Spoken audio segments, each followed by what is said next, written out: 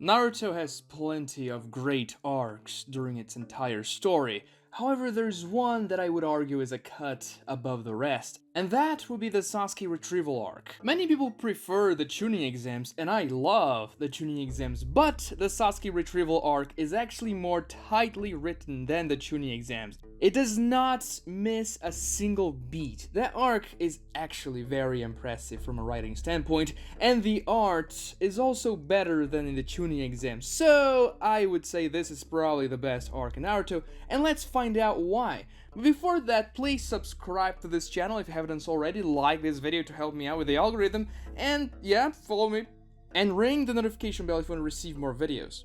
This arc begins with Naruto and Sasuke fighting each other on the rooftop of the hospital as this very climactic battle that was being teased during the entire series, but of course we know this is not their final battle. This is another tease. We're just teasing the final fight of this arc and of part 1 of Naruto as well. Build-up is one of the most important things when you want to do something climactic and grandiose in a story, so when you do this fight that doesn't really end between Naruto and Sasuke, when Kakashi arrives and doesn't allow them to hit their Chidori and Rasengan at each other, this leaves you a feeling of, oh, I wanted more, I want to see them fighting for real, what's gonna happen? And this anticipation is great throughout the entire arc because you know what's going to eventually happen. Also, Naruto vs Sasuke is something that every single person watching the series or reading the series wanted to see from day one, because they are rivals, eternal rivals you could say, even more than Kakashi and Guy, and they're also the two main characters, so a clash between the two is something that's going to shake the structures of the series.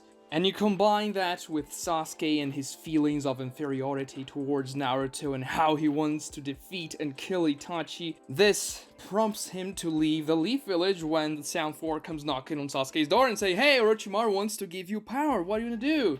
Sasuke leaves the village, but not before Sakura attempts to stop him and fails miserably. In a very gut-wrenching scene, it's not easy to watch that because you want Sakura to actually bring Sasuke back. And you see that she is suffering quite a lot from what Sasuke is doing, but there's nothing you can do about it. Sasuke tells she's annoying, but you know deep down he cares about her and that's why he thanks her. And it's at this point that the mission actually begins. Shikamaru assembles a team rather quickly, just him, Naruto, Neji, Choji, and Kiba to go after Sasuke and the Sound 4, which are accomplished shinobis that escorted Orochimaru during the Konoha invasion arc when Orochimaru was going to assassinate the third Hokage. So yeah, these guys, they are a big deal, especially for Genin to fight against. And this is one thing this arc does absurdly well. The secondary characters are given so many moments to shine. Every single one of the squadron, they have very intense and climactic fights of their own. It's not just Naruto and Sasuke. Every single fight in this arc feels like a final confrontation. Let's go one by one. Now, I don't want to downplay the teamwork aspect of this arc as well, even though they mostly fight by themselves, but we can see that when Shikamaru is coordinating strategies with his team, they're actually working well together and being able to pursue this team of experienced shinobis that is the Sound 4 that just fought 2 Jonins, which is something unthinkable in the beginning of the series. When Naruto, Sakura, and Sasuke were trying to fight Kakashi, well, they were no match for him. So we can already see that these characters have grown, because the characters that they're about to fight could swap hands and defeat Jonins. Now sure, they are not as powerful as Kakashi. Raido and Gin, of course, they're not as powerful as Kakashi, but I want to say this here. We can see the progress of our characters, especially in strength and also in just character development, but I'm gonna get to the character development when I talk about their specific fights. The first major fight we get after Naruto and Sasuke swap hands in the rooftop is JIrobo versus Choji. Now, Choji's never really been the focus of the series. His fight in the Chunin Exams was very brief. He did nothing essentially, but he gets really cool development in this arc, and it's by far the best Choji's ever been treated in the entire series. We begin this arc by Ino telling Choji he should lose weight, and Shikamaru comes along and says, "No, Choji, you should be yourself. Don't listen to her. She doesn't know what she's talking about." And Choji has this inferiority complex. He essentially doesn't feel like he deserves anything in life, but Shikamaru and his friends, well, they turn Choji around. And Choji sacrifices himself in the fight against JIrobo so that his friends are able to continue the fight. He is willing to take the final red pill so that he gains 100 times more strength, and he knew that's very dangerous, but he does it anyway.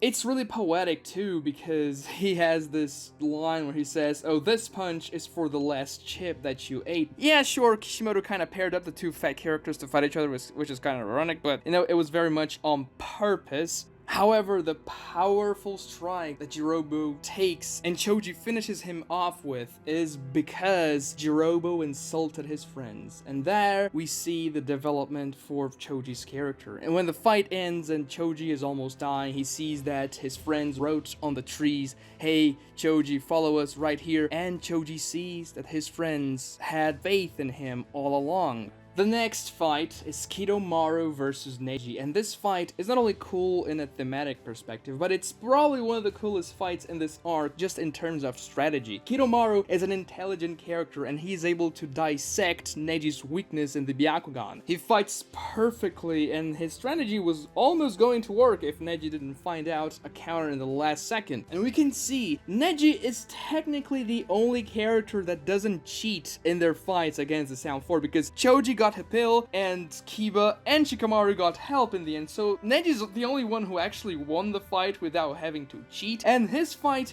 I would argue, was the most difficult one. Neji almost died, even more so than Choji or Kiba, and of course that in that fight, Neji accepts even more that the words Naruto told him in the Chunin exams were true. Something cool for the character. I think that if Neji had died in this fight, it would actually been a very good death for him, much better than what he got in Naruto Shippuden, but anyway, it was a great fight, and we can see that all these fights feel like climactic endings for the arcs of each character that are participating in them, so it's just great. Then we have Kiba versus Sakon, and honestly, I think this is my least favorite among all of them, though I still like it a lot. We can see Kiba using that crazy two-headed dog ability with the giant Akamaru thing, and the first time we see the Hashimon being summoned. It's pretty cool, though Kiba doesn't get this final moment in his fight. I think it's not as impactful as the others, though I like the moment when he stabs himself so that he can actually hurt Ukon that's entering his body and messing him up. That's probably the best moment for the character in the fight. The only problem is that, well, it's not really a problem, it's just that there wasn't much for him to do when Kankuro arrives, because Kiba and Kankuro didn't really have a relationship established before, so Kankuro's arrival is probably the weakest among the three siblings arriving to save the day. But the way Kankuro kills Sakon is pretty cool, and that's another thing I want to talk about. How the Sand Village, you know, Gaara, Temari, and Kankuro were used in this arc. They were enemies like 2 arcs ago, and now they are friends, and this is something great. It's something completely unexpected that we were never seeing coming. When Kiba was smelling something coming towards them, and he was like, "Oh no, what's there? They're coming here. What are they doing here? Why are they here?" He was desperate because he thought, well, we're gonna have to fight against the Sand too, but no, they came to the rescue, and the scene when the Sand siblings arrive to save them is just amazing. You can see how airtight this arc is. The pacing is phenomenal. Something is always happening. It's exciting every single page. So this arc doesn't miss. I think the only time it may get a little bit slow is when they are inside of JIrobo's orb that's sucking their chakra, but that's just much slower in the anime. In the manga, it's not that slow, and that's usually how things go anyway. And then we get Shikamaru versus Tayuya, continuing the theme that Shikamaru only fights against women. This doesn't really continue up to Naruto Shippuden, but in part 1, every single major fight Shikamaru has is against a woman, which is funny, and it's a good theme, because Shikamaru is always like, "Oh, this is such a drag, I don't want to fight a woman.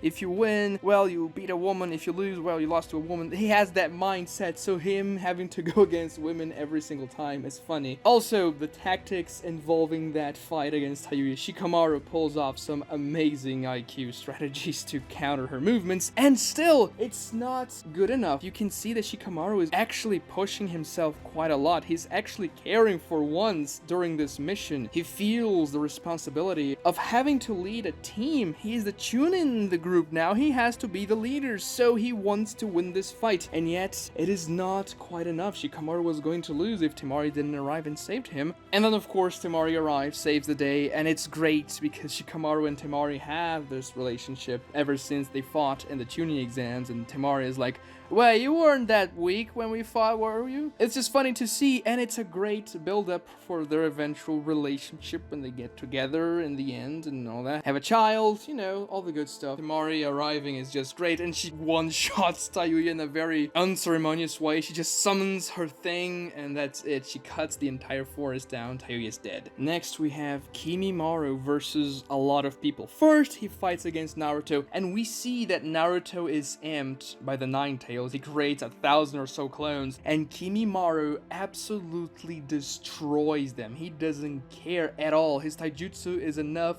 to completely no-diff an army of amped shadow clones. So we were like, yeah, no, this guy is probably a bigger deal than the rest, especially because Orochimaru and Kabuto were hyping him up too, but now we can see, no, yeah, this guy's no joke. And then, when Rock Lee arrives and kicks Kidomaru, that's just absolutely amazing. We're like, oh, Rock Lee's back, because we were afraid that he wasn't even gonna make it past the surgery, which he made in the beginning of the arc, and now he is fighting here. Now, sure, maybe this surgery was a little bit too quick in the recovery part, but we don't care. We just want to see Rock Lee more. Naruto goes ahead after Sasuke, and then, well, Rock Lee and Kimimaro fight. Rock Lee is obviously not at his best because he was kind of very hurt by Gaara. And then, well, he drinks a little bit of sake. Drunk Lee versus Kimimaro is the funniest battle in the entire series. It's a good point of levity because, honestly, the Sasuke Retrieval Arc is the darkest arc so far, I would say. Of course, the other arcs were all very gruesome as well. I mean, since the Land of Waves arc, things haven't been exactly